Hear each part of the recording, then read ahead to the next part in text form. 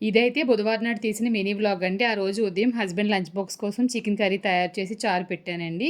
సాయంకాలం 5 ఆ టైంకి కొంచెంగా బిర్యానీ చేశాననమాట. చికెన్ పొద్దున్నే మ్యాగ్నేట్ చేసి ఉంచాను. తర్వాత చూసారంటే కొంచెం చికెన్ కర్రీ కూడా ఉంది రాత్రికి. సాయంకాలం నేను మా పాప అయితే కొంచెం రైస్ అయితే తినేసాము. ఇంక రాత్రిగా అయితే కొంచెం పిండి ఉంది. అంతేకాకుండా రైస్ ఉంది. బిర్యానీ కూడా ఉందనమాట. అందుకని చెప్పేసి ఒక 2, 3 గుడ్లు ఆమ్లెట్ కింద వేసేసాను. ఆ రోజు అయితే మూవీకి వెళ్దామని ప్లాన్ వేసుకున్నాం అనమాట. సలార్ మూవీ వచ్చింది కదా, దానికి వెళ్ళాము ఫ్యామిలీ మొత్తం. నేను మా పాప లేటుగానే తిన్నాం కాబట్టి తినాలనిపించలేదు. బాబు ఇంకా ఆయన మాత్రమే లంచ్ అనేది చేశారనమాట. మామూలుగా అయితే లంచ్ తినరు. బిర్యానీ చేశానని చెప్పాను తినమని. సరే అని చెప్పేసి కొంచెం తినేసి సినిమాకి అయితే వెళ్ళిపోయామండి. మేము 10:30కి వెళ్ళాము. సినిమా అయితే 11 గంటలకు స్టార్ట్ అయింది. 2:30కి అయిందనమాట సినిమా అయ్యేటప్పటికి.